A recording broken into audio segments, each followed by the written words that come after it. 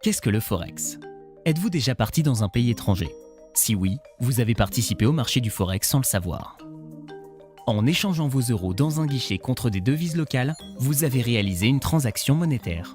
Dans le cas présent, vous avez vendu vos euros pour acheter des devises étrangères. C'est le principal mécanisme du Forex. Le mot Forex est issu de la contraction des termes anglais foreign et exchange. Le Forex désigne donc le marché d'échange sur lequel s'échangent 24 heures sur 24 et 5 jours sur 7 les monnaies du monde entier.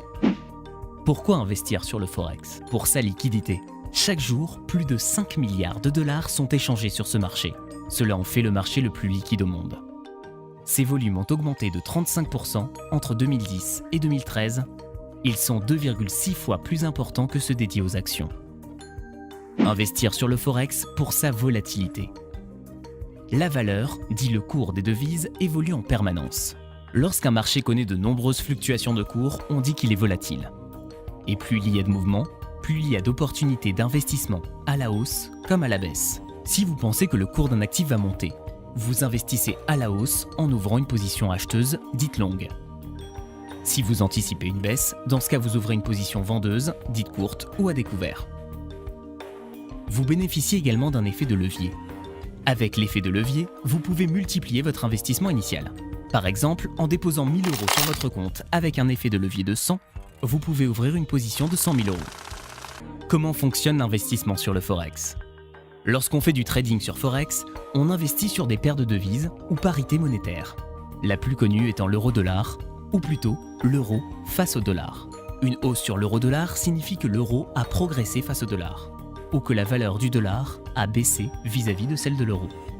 L'unité de mesure utilisée sur le Forex est le pip ou point. Il désigne pour la plupart des parités la 4e décimale de la valeur. Comme tout marché, le Forex répond à l'offre et à la demande. L'écart entre le cours d'achat, aussi appelé bid, et celui de vente, aussi appelé ask, s'appelle le spread. Ainsi, si l'euro-dollar est de 1,3518, 1,3519, alors le spread est de 1 pip. Prenons un exemple. Paul souhaite investir sur le Forex. Aujourd'hui, la paire de devises euro-dollar a par exemple pour cours d'achat 1,3500. Cela signifie que 1,3500 $ est égal à 1 euro. Cette parité est très volatile et sa valeur sera nécessairement différente d'un jour à l'autre. Paul mobilise seulement 1 000 €. Grâce à un effet de levier de 100, il investit à hauteur de 100 000 € sur euro-dollar. Le cours de l'euro progresse de 1,25% par rapport à celui du dollar. Paul gagne 1 250 €. Si le cours de l'euro avait chuté de 0,80% par rapport à celui du dollar, Paul aurait perdu 800 €.